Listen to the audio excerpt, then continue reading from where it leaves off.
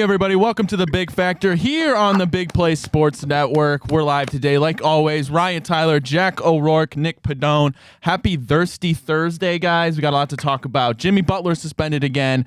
News and notes around the NFL. A lot happened yesterday. We're going to get into some mock drafts. Mel Kiper's 101 came out. Somebody finally found Paul Skenes' rookie card. They're trying to throw a house to this kid in order to hand it over. To be decided if the 11-year-old will do that. But before we dive into these stories, guys, how are we doing today on this Thursday?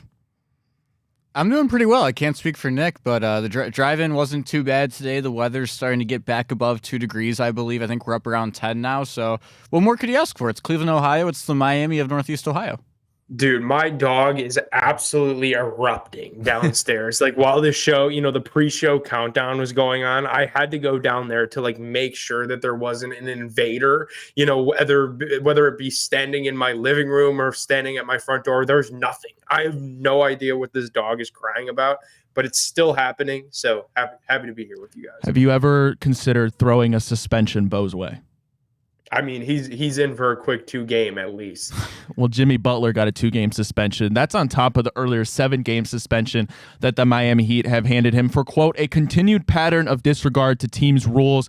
This most recent 2-game suspension comes after he missed the team flight. He was planning on joining them after he missed it in Milwaukee, but that's not going to happen as he will not be able to play, guys. This is Jimmy Butler's last guaranteed year of his contract in Miami. He has a $52 million player option, so both sides will want to get Jimmy Butler out of there because if the Heat don't trade him, well, they're going to get nothing for him as he's going to take that player option. Jimmy Butler wants to go to a contender where he can compete this season, and of course, that's why we saw the trade between the Phoenix Suns and the Utah Jazz yesterday, guys. Bad look for Jimmy, or is this what it's going to be like in the modern NBA? It's I don't want to say a players' league. Of course, always GMs and the coaches have the say here, but this is just another incident of we see a player stepping up, making sure he gets what he wants in a scenario, and I think it's going to end up happening, guys. I think this is an awful look for Jimmy Butler. I'm a guy who used to love Jimmy Butler. If you know me, you know I like to use the Jimmy Butler hanging over the score table after the Heat beat the Lakers in that one game in the finals a couple years ago. It's one of my favorite memes. I love the story about when he would run with the bench in practice because he thought the starters didn't care enough. But Jimmy, there's a reason you've been kicked out of 4 or 5 towns now and you don't have a ring. And it's because you can't get along with your teammates, you can't follow the rules, whatever it is. Dude, you have $52 million guaranteed next year if you want it. You can come back. You're already he's on the wrong side of 30 by a couple years, I believe, correct? Oh, yeah. I mean, what are you doing, dude? Just be happy. Most people in the world make a small fraction of what you do. This is how you alienate yourself from fans, players, coaches, everyone alike, dude. I mean, you're a joke. I think Jimmy Butler's a joke for the way he's going about all this. Like, if this was hockey, I come from a hockey background, and you're missing team planes or not showing up or saying, hey, I want out loud, you would get your ass sent to Winnipeg or Calgary so fast to go freeze in the cold you wouldn't believe it. Nick, did we lose you? Oh, no, you're there. Yeah, no, I'm here.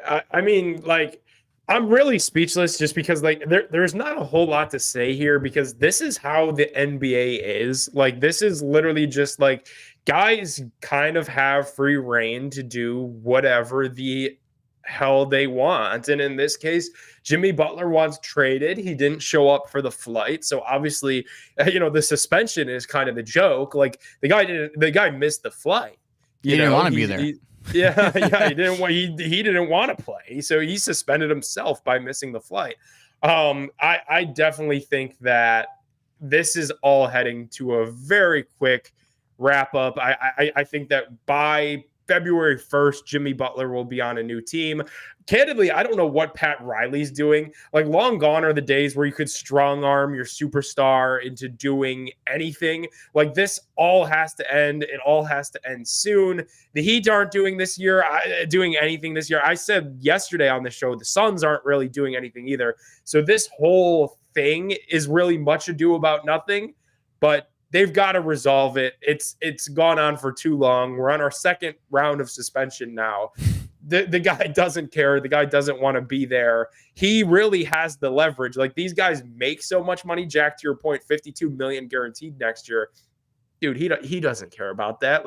He's got so many millions stacked up in the bank, and he knows he's going to get it even more than that wherever he goes next, just because of the name on the back of the jersey. Like this all is going to be over really soon. That's my prediction. Yeah, it's interesting that, Jimmy's playing for Miami. It's not like you mentioned Winnipeg for hockey. It's not like you're wasting your career away in some bum city. Like, you still have a Hall of Fame, one of, if not probably, I think, the best coach in the NBA in Eric Spoelstra. You've been to the finals with this team before. It's interesting to see just how the pattern of his career has continued from, he was in Minnesota, he was in Philadelphia. He always finds a way out. And it makes you think, and it hasn't quite worked out wherever he goes. Like you said, you've been in the finals, but you haven't won a ring. And I don't see it changing if he goes to Phoenix. They're probably going to ship Bradley Beal out. Rumors have been to Milwaukee if they move on from Chris Middleton or whatnot. But I don't see that working out for the Suns. It's that age old saying, well, it ain't work for them, but it might work for us. That's the case of teams trying to sell themselves and convince themselves on Jimmy Butler. And I'm not trying to hate on Jimmy Butler because there is a very good player in there. And I do believe like when things are good, he cares about the team. He cares about winning a lot. That's why he does this every single place that he goes. It's just that if you're the Phoenix Suns or whoever decides to make this Jimmy Butler trade, we're assuming it's going to be the Suns. That eventually it's gonna end this way because it's ended this way for literally everybody else, and it's gonna end this way for you as well. It's kind of odd to see because Jimmy Butler's been at a point where he started off the season a little bit slow. I think it was over his last 20 games, like a little bit before that first suspension of, I think it was 6 or 7 games, then coming back now.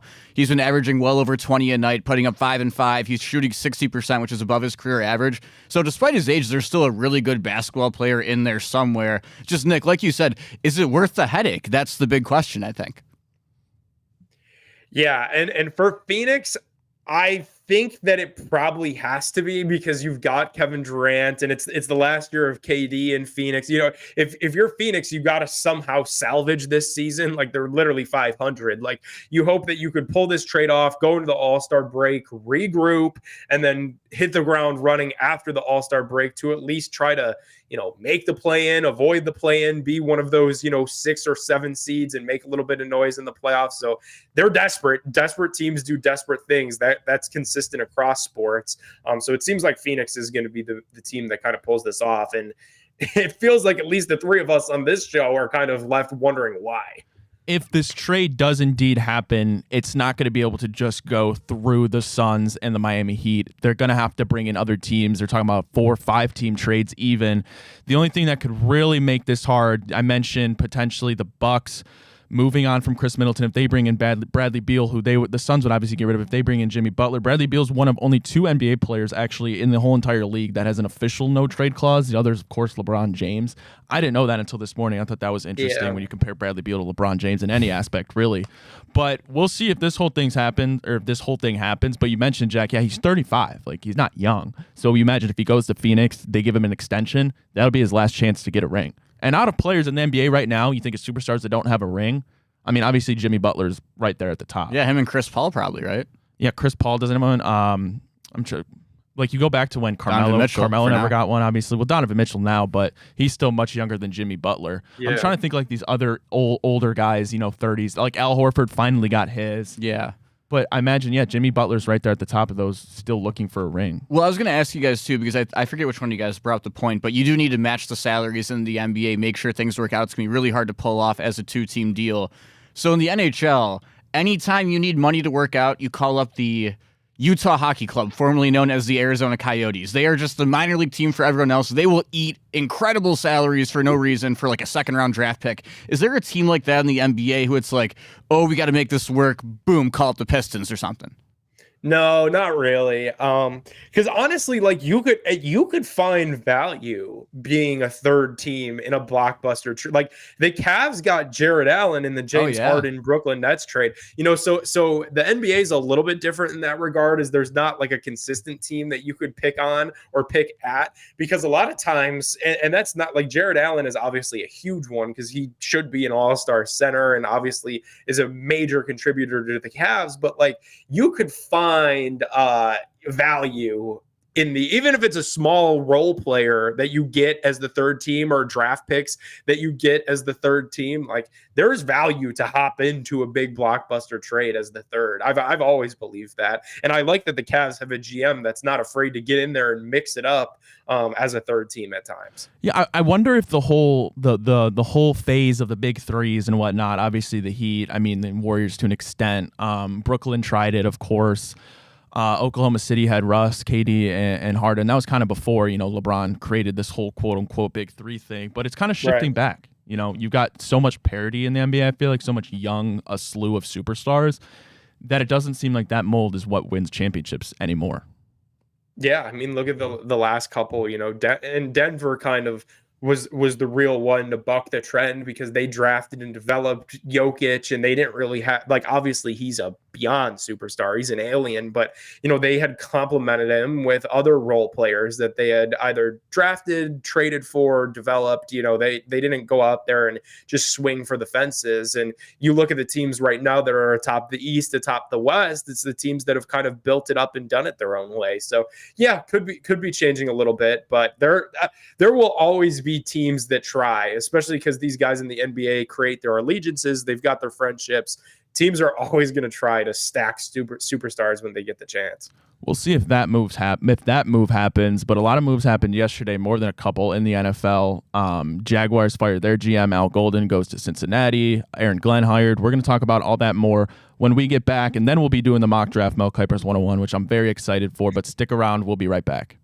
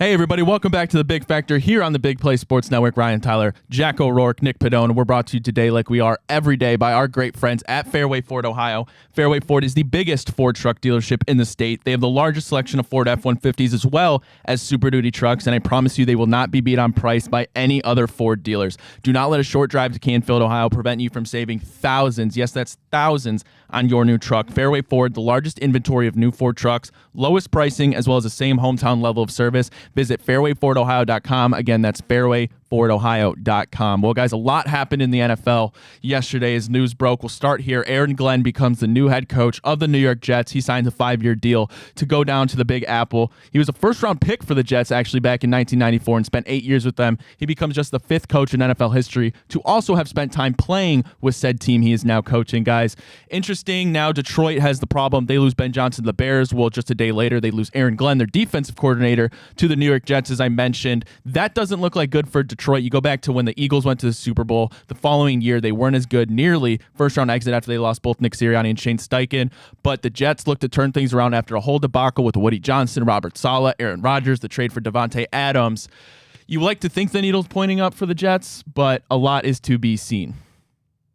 Yeah, lots to be seen. And obviously, Jet fans will be the first to tell you, they fired a hotshot defensive coordinator and hired a defensive, coordinator, hotshot candidate for the second time in a row. They keep kind of cycling through the same ideology of these defensive guys are going to be the guy for them. I hope it works for the Jets. I like Aaron Glenn. It seems like they're one of these teams similar, maybe dissimilar, I should say, to the Patriots, where they need to draft a quarterback. They've got a couple years worth of a rebuild. So at least for Aaron Glenn's sake, I hope that he gets the proper amount of time required to try to turn around the Jets because that's a sticky spot to be in. Yeah, especially if you're a defensive-minded coach and you're coming in with the cupboard bare really on offense, you might be in for a rough year or two when you're bringing in an OC you don't know yet to work at that side of the ball. You're a defensive-minded guy. You don't know what's going to go down on that side of the ball, especially because you don't know what they're going to do at quarterback or really anywhere, and the money's an issue as well over in the Meadowlands. Yeah, I think the thinking is you have a ton of pieces on defense already. You bring in Aaron Glenn. I mean, you're talking about you got Sauce Gardner, Will McDonald, right? Brees Hall on offense, and Reed on defense as well next to Sauce Gardner. The formula, the players are there. Can you bring in the right coordinators to flip this offense around, find a quarterback? And I believe, if I'm not mistaken, the longest playoff drought in NFL, right? Over 10 years at least, I believe is the case there. So they're not in a great spot. Aaron Rodgers probably played his last snap with the Jets, I would assume. I don't see an instant route to connect the dots between them and their next quarterback. Obviously, you're not high enough to get one in the draft. Free agents, I mean, are you an option for Kirk Cousins? Would you even consider that? Another vet coming off an Achilles injury in the recent years.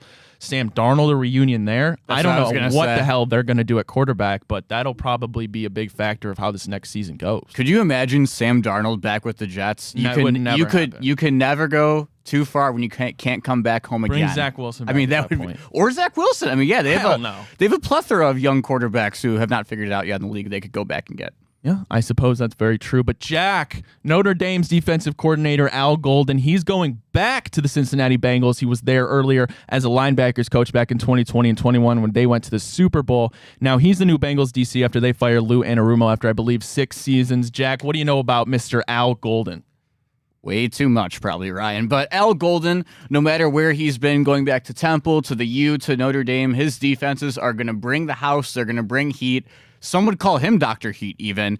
And you're going to need athletic cornerbacks and linebackers who can play in coverage. So that's where I kind of turn to look at the Bengals. The Bengals don't exactly have a stacked cornerback room. They had a hit or miss in free agency as well last year. The name's not popping off the top of my head. They also brought in Geno Stone in the secondary. That didn't work out great for them. They're in an odd spot. We're listening to Enter the Jungle, our Bengals show here at Big Play throughout the week.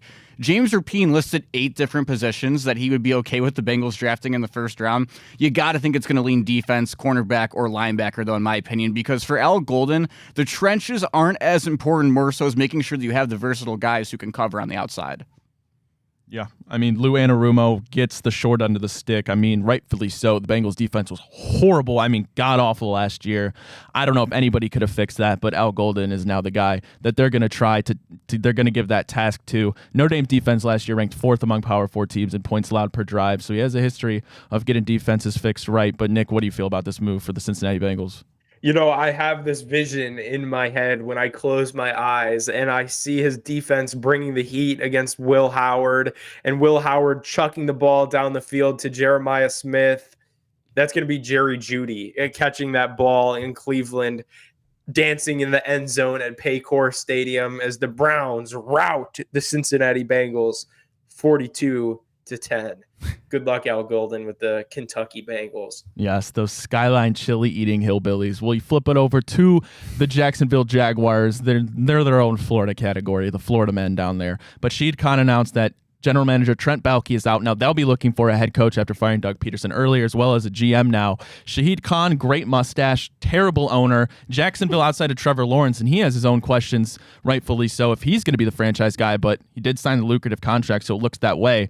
But big turnaround that they're going to need in Jacksonville because outside of Brian Thomas Jr., Travis Etienne has kind of fallen off a cliff there. Tank Bigsby taking in some work there. Not a great spot there.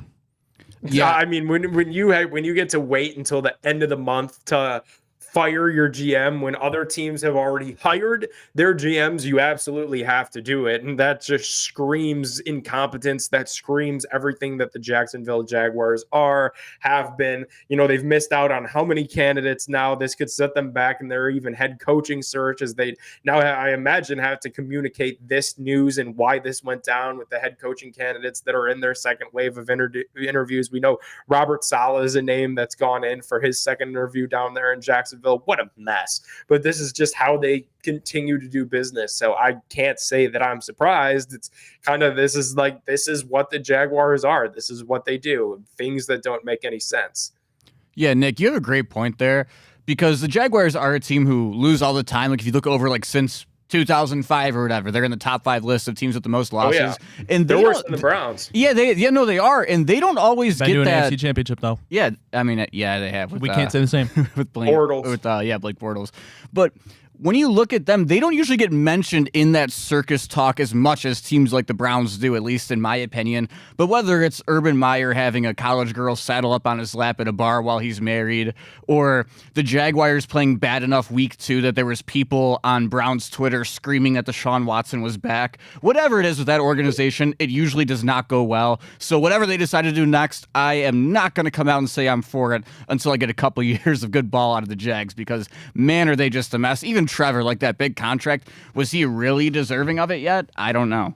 You know why they're not talked about, Jag? They're in Jacksonville, Florida. They're irrelevant. They're irrelevant to the sports conversation. They're the Cincinnati Reds of the NFL. Hey, at least they got a swimming pool in their stadium. That's pretty cool.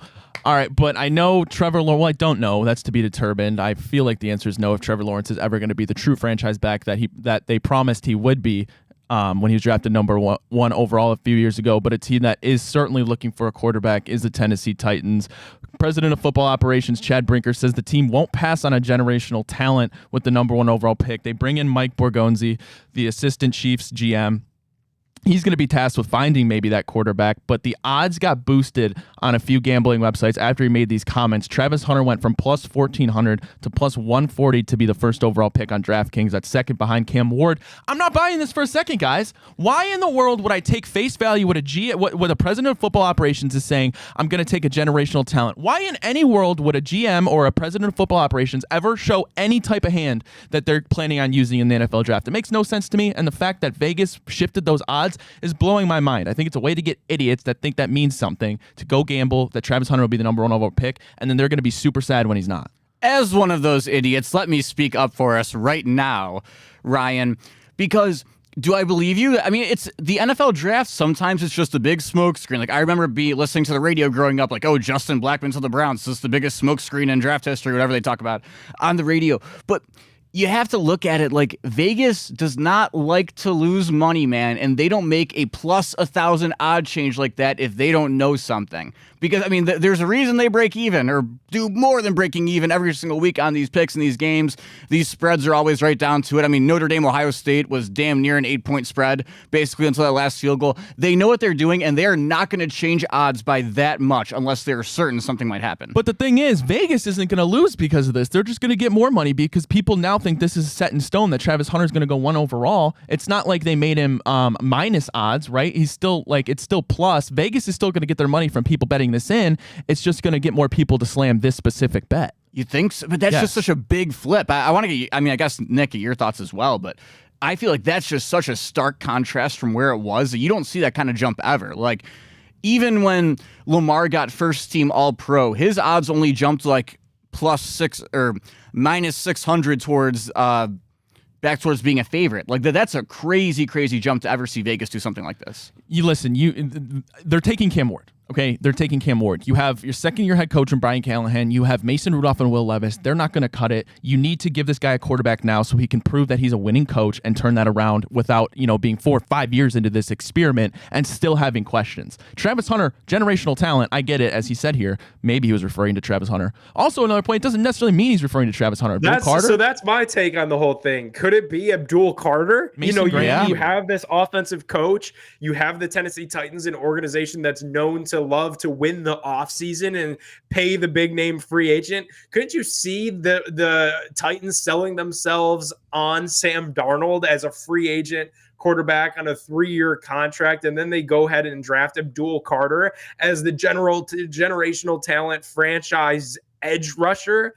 I think that's something to be entertained too. I think the generational talent label doesn't have to mean Travis Hunter. I think it could mean a bunch of different things. And to Ryan's point of all this potentially being a smokescreen, I mean, they could come out April 29th, the day after the first round, when the GM meets with the media and says and say to everyone, yeah, we believe Cam Ward is a generational talent, and that's why we made him the first round pick. So I do think people were reading a little bit into these comments, but it at least maybe, and this early in the process too, teams aren't like, I doubt Tennessee knows for sure if they're taking Cam Ward, if they're taking Shadur, if they're taking Abdul Carter. They're keeping their options completely open. They're not going to start to figure any of this out until the combine this time next month. So it's very premature, especially for betting lines and stuff. And why would your president of football operations come out and say this if it was like really they're trying to hint at a pick? You just brought this GM in. You're going to give him the pick. Like, it makes no sense for people to read the this trade for it. I would think. If he comes down, I don't think so. If anything, you would do the opposite. You would stick to that. You're drafting Cam Ward, so a team would trade up for a quarterback. Because by saying that you're going to draft a generational talent like that gave teams like that was the story in New York yesterday, because Giant fans are like, well, if they're not going to take a quarterback, if they're thinking Travis Hunter or Abdul Carter, that leaves Cleveland and us, as the two QB needy teams of the three that are at the top of this draft. So yeah, if anything, you say the inverse. I really think that comment was just they could say Cam Ward's generational. They could say Shadur. They could draft Jackson Dart at number 1 overall. And if that's truly their guy, look the media dead in the eyes and say, we believe that this is a generational talent. Like, that's how the draft works. So it's just way too early to make these kind of assumptions. And if you're somebody that's betting on this kind of thing right now in late January, that's probably kind of dumb. The NFL draft isn't until April, so it is too early to make assumptions. However, Mel Kiper made some assumptions when he made his first edition of his mock draft this season. We'll see who went number 1 overall. We'll see who went overall number 2 to the Browns when we get back here on The Big Factor.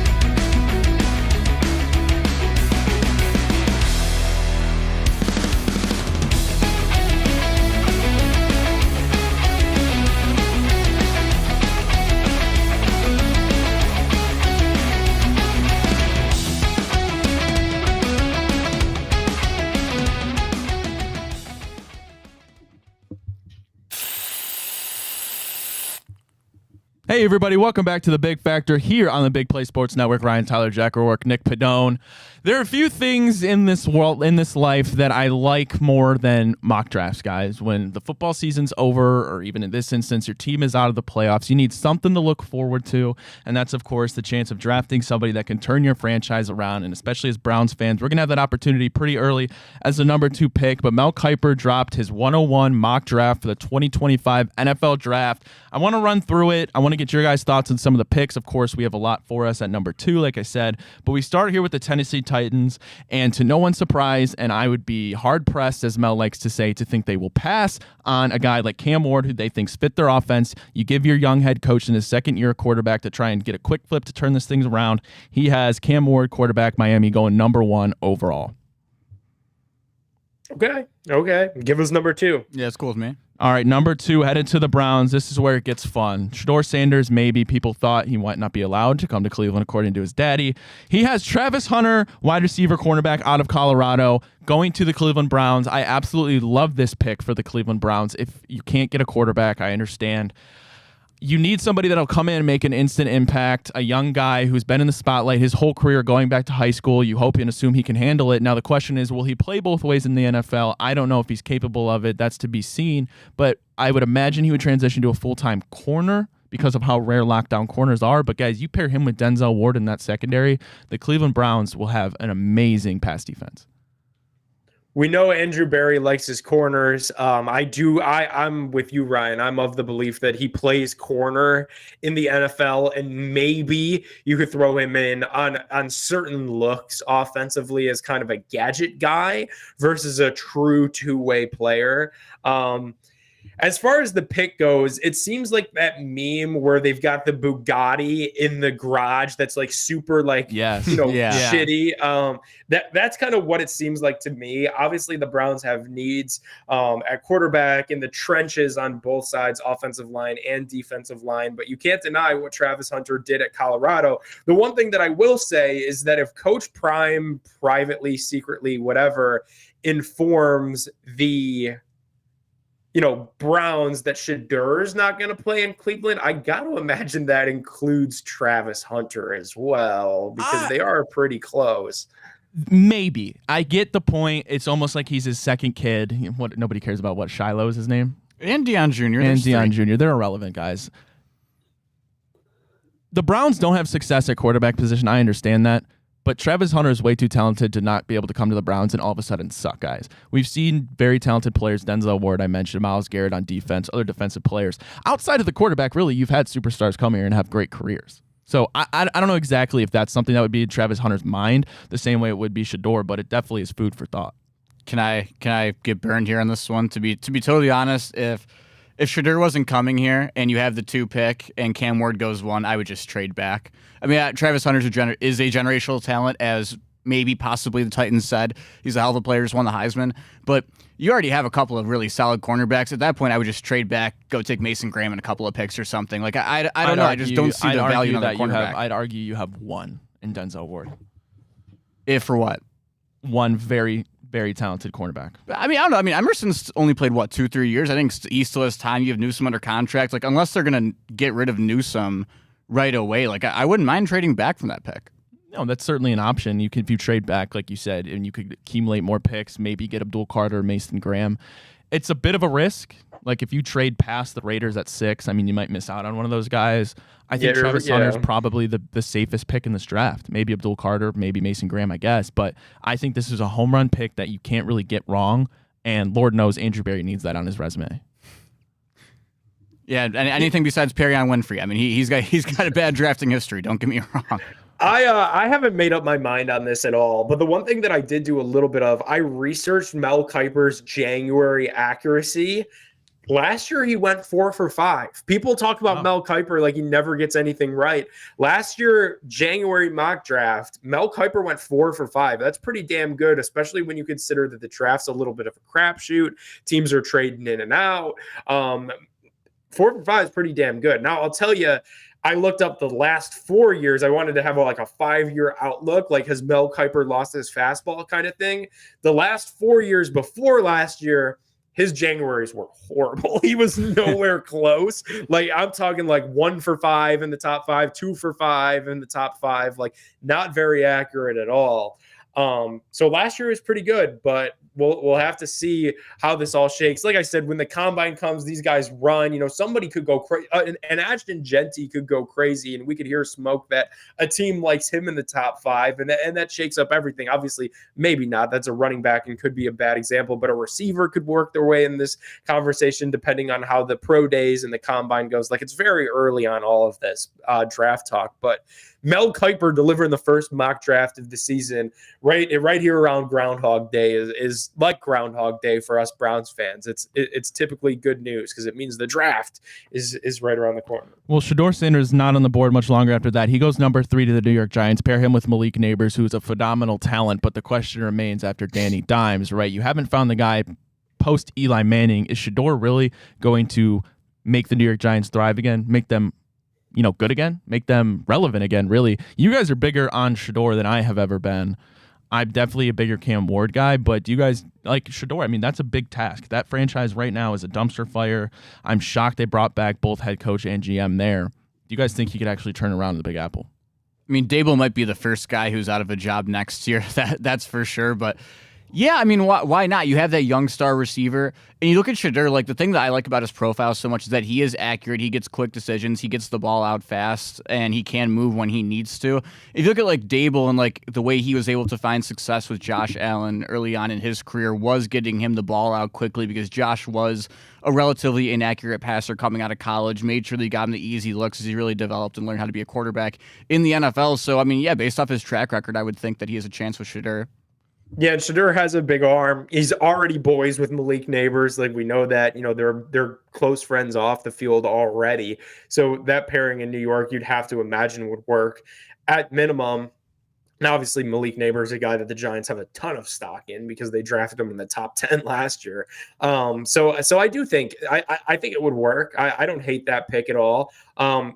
It'd be a bummer. To me, I'm still stuck in the mode where it'd be a bummer where the Browns have the number 2 overall pick. Some organizations have never drafted that high ever in the NFL draft. You've got the number 2 overall pick. Like, that's gold, actual gold for football assets, and you don't take a quarterback. Like, you really better have your ducks in a row for the game plan of 2026 and finding whoever the guy is going to be after that. I'd be hard pressed if I was the Browns and Cam Ward did go 1 to not just take Shedeur off the board there at 2. Because the stuff with Deion not letting his even if he doesn't want to be here.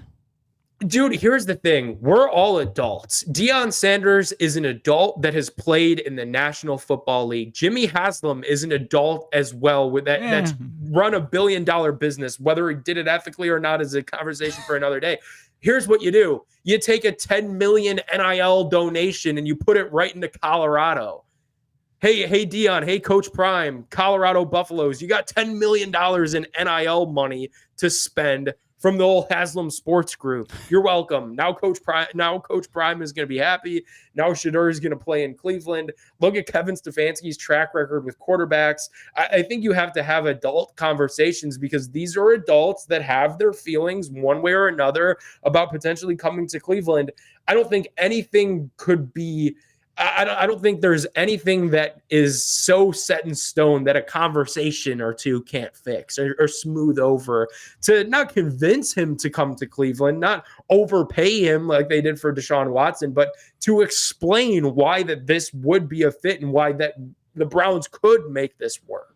I would be hesitant, and I would hope the Browns would be hesitant as well, though, to give a guy or really to pick a guy that you're resting your franchise on who necessarily doesn't want to be here after you gave $230 million to Deshaun Watson, a guy who clearly didn't want to be here. And you saw how that went. So I would imagine they'd be a little hesitant to make that move, but I do agree with your point. Like, seriously, is there no way around this? Like, are you that worried that it's a quarterback graveyard? Which it is. Fair enough. And we don't know for sure. Our sources on the fact that he doesn't want to be here are a couple Bleacher Report articles that speculated a couple of things that Coach Prime had said, or that Shannon Sharp, who's friends with Coach Prime, nobody explicitly said for sure that Coach Prime wants to be here. We're basing this off of a couple of Bleacher Report articles and something that Chop said, and obviously he has an agenda Subscribe to push. To the Patreon. So I'm not putting any weight, no pun intended, into what he has to say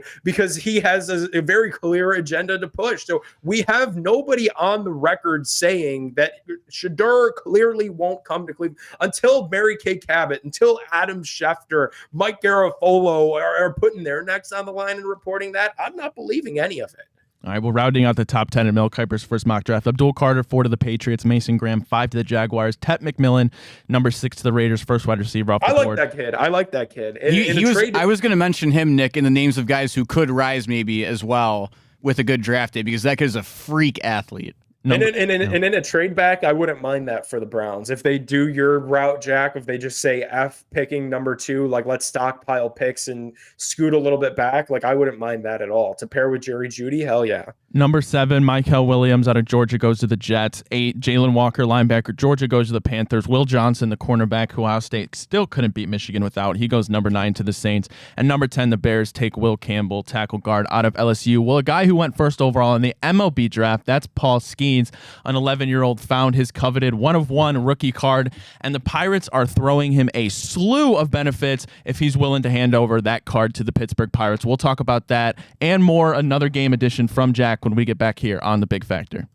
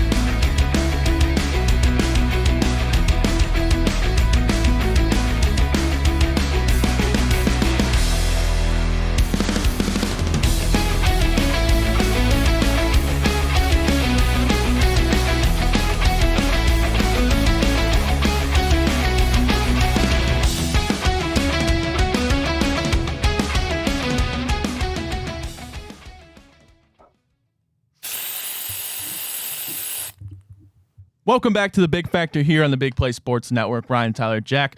I almost said Jack Padone. Jack O'Rourke and Nick Padone. Nick O'Rourke. That'd be funny.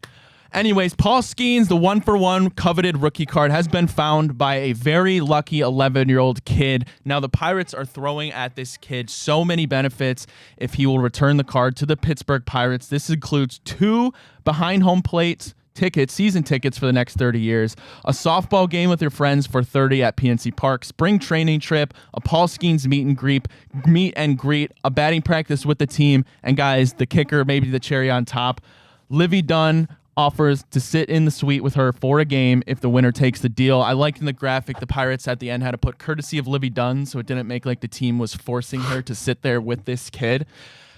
I don't care, guys. You could throw me everything and more. I'm not giving back that card. That's an objectively horrible offer. This 11-year-old kid that lives in LA.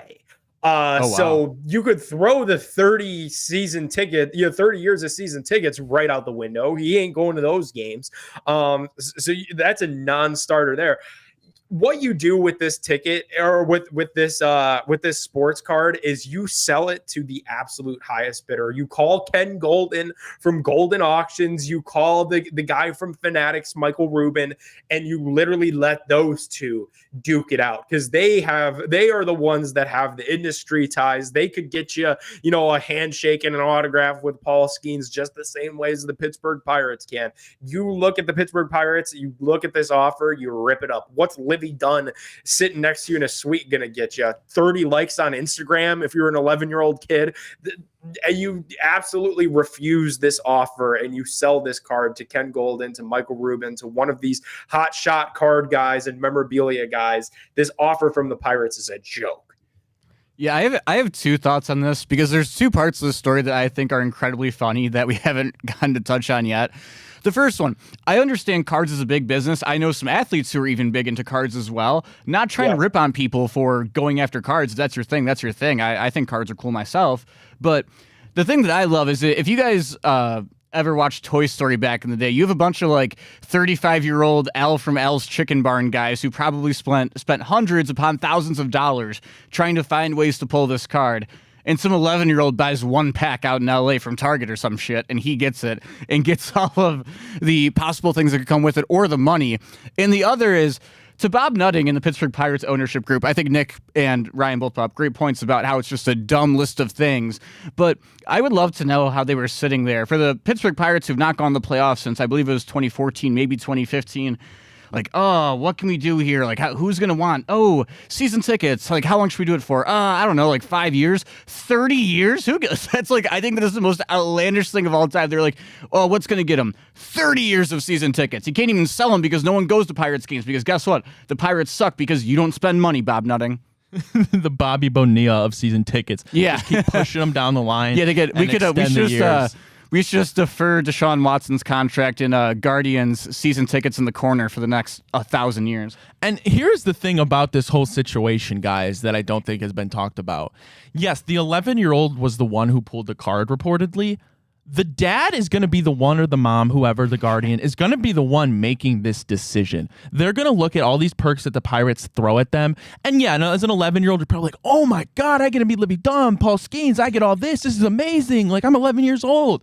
The dad's going to be like, son, sit him down. We're not doing this. We're going to sell this to the highest bidder. Your college is paid for. You're going to be wealthy for the rest of your life, and you're going to live comfortably. If you're a smart parent, that's what you do anyway. You don't let your kid get all glued up to these silly material offers that the Pirates have, and I would be shocked if the Pirates get this deal done.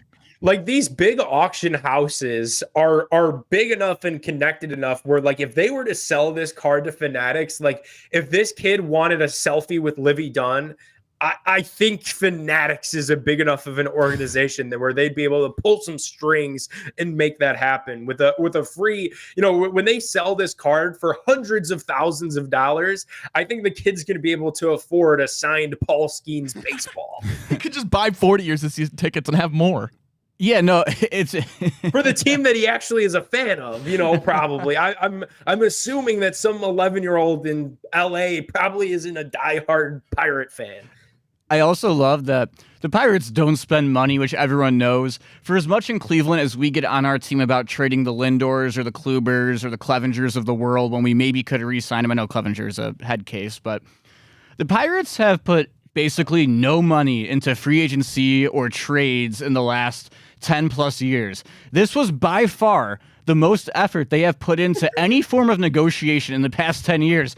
And it still sucked. And you're trying to get a kid a baseball. $11, you're 11-year-old, you're trying to get a baseball card from him. And you still can't negotiate the deal. They're a joke. It speaks to the state baseball's in. We talked about the Dodgers and their billion-dollar payroll. And then you bring it back to the Pirates, Jack. That's a great point. And it's funny because it's really true, right? They really put on their thinking caps for this one. But now reporters in his first year after playing with the Pittsburgh Pirates looks generational. That's the term we use today. Is they're already asking him about signing a long-term extension, what his future is in Pittsburgh. Like, imagine the NFL is asking Jaden Daniels, yeah, but what are your thoughts about a long-term extension with Washington? The kid was in his first year. Did you see and you're talking about if he's going to sign a long-term extension. Baseball's got a problem with organizations like the Pirates who won't spend money because Paul Skenes, he's going to be a Dodger when he's over this rookie deal. He's going to be a Yankee. One of the two is going to happen. He's not going to be a Hall of Famer in Pittsburgh. So they did Buccos Fest out over in Pittsburgh, our good friends, just 2 hours away. And there was speculation online that maybe this is the reason the Guards can afford it, but we can't. So they could could afford it somehow. But so obviously imagine like a convention center, a bunch of people in the room. Just all the Pirates fans just came and just chanted, sell the team, sell the team. So it didn't turn out too well for them either. But Ryan, you're right. It's chess and checkers. You got the Dodgers out here signing the who's who's of the all-star teams for $100+ million deals.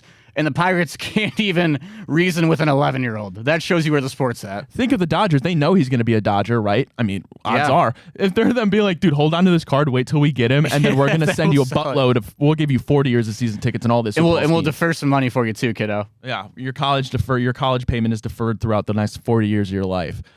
All right, we got to take one more break. When we get back, Jack, you're going to do another edition of What's That Year, and we'll wrap this bad boy up. Stay with us. We'll be right back here on The Big Factor.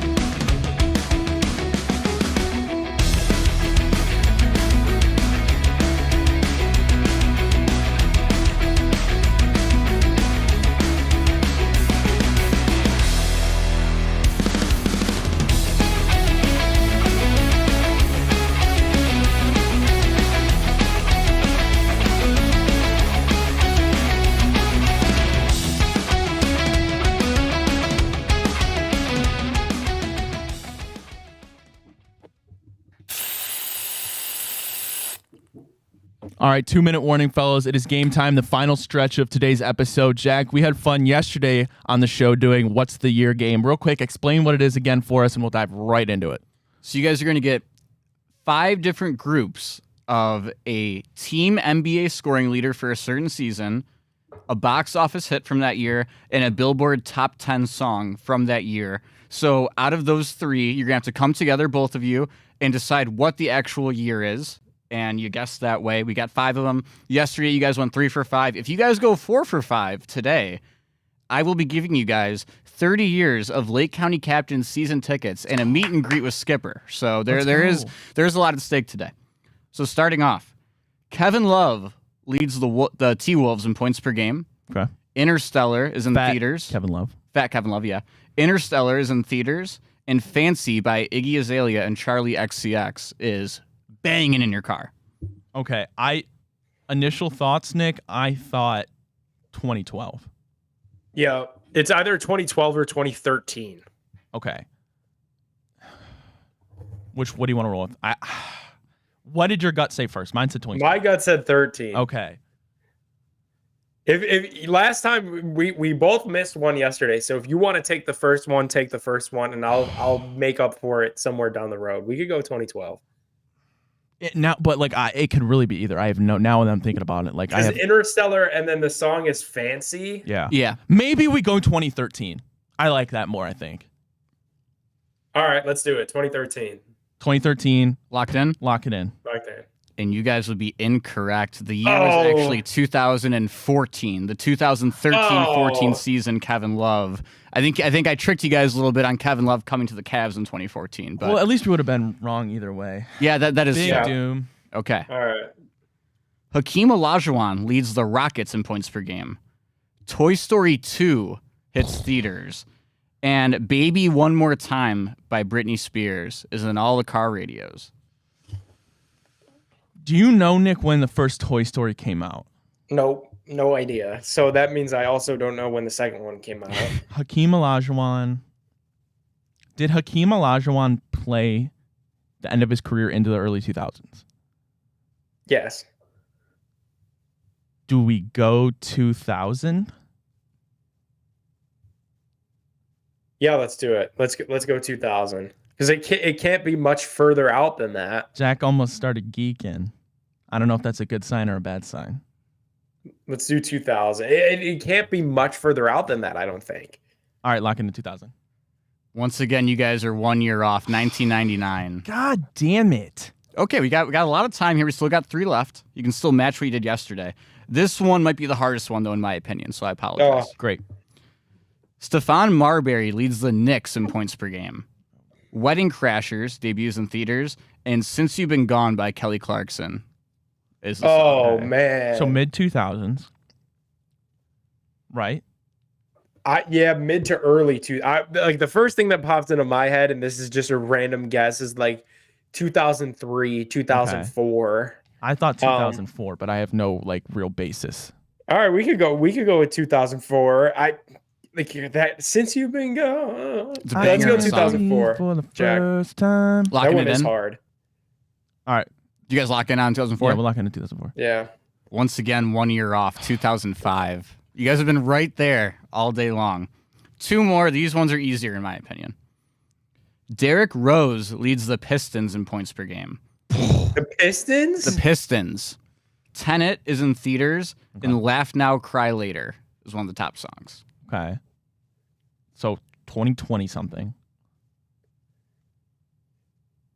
I'm trying to think we could be 1 year off, and it could be or you could be 1 year off. 2019. I'm trying I think to it's think 2019. but that would have been, I'm trying to think where I was when that song came out because it had such an iconic music video. Yeah. It did. I had to have been in college. You think 2019? I wanted to say 2020, but again, D Rose on the Pistons. What was the movie? The movie Tenet. is Tenet. The movies don't really help. I At all. think Tenet makes me think later than 2019 for sure. All right. But then again, I haven't been the best today. We've been on. Yeah. I mean, we could go 2020. Pandemic. Well, yes, because Tenet had to either like delay it or the movie theaters were empty when that came out, and that was a whole thing, I think. So Okay. I think 2020 is the answer. Jack? And you are in the winning column for the first time today. Yes. Let's 2020 go. is Big correct. boom. And you guys can end on a good note. We can call it ending on a good note here. Jokic leads the Nuggets in points per game. Jurassic Okay. World Fallen Kingdom, which I believe is the second of that trilogy, is in theaters. And Nice for What by Drake. Nice for what? Oh, I remember when that song came out. I'm almost positive it was when I was a junior. So that would have been 2022. I think. And what Jokic, of course, that checks out. Jokic, that checks out. And that Jurassic movie World, I think checks that out. probably checks out. All right. Yeah, let's go 2022. Is that locked in final? I'm good with it, Okay, Ryan, if lock you it are. in. That is actually the furthest we've ever been from the correct answer in this game. What? What What is do it? 2018. 2018? 2018? Yep. Nice for What came out in 2018? What song am I thinking of? I mean, he puts out like Yeah, he puts out like 28. 3 a year that kind of do numbers like that. Wow, Yeah. Jurassic Maybe I was World thinking of 2018. God's Who was? Plan? Oh, and Jokic was kind of the thing with that one. Ryan was Jokic didn't help us at all because you could have Wow. taking your pick of a year. All right, Jack, that one was much harder. Yeah. Today was much harder. Maybe I'll have to even it out for the next time we play. Try and find somewhere in the middle. All right, well, that's going to be a show for us today. Appreciate everyone tuning in. Huge thank you to Garage Beer. Huge thank you to Fairway Ford, Ohio. Of course, huge thank you to Jack O'Rourke. Huge thank you to Nick Padone. We will be back tomorrow, same time, Football Friday. Nick, you join us tomorrow? Oh, yeah. Football Friday in studio. Let's do it. All right, everybody have a wonderful Thirsty Thursday. We'll catch you tomorrow. Peace.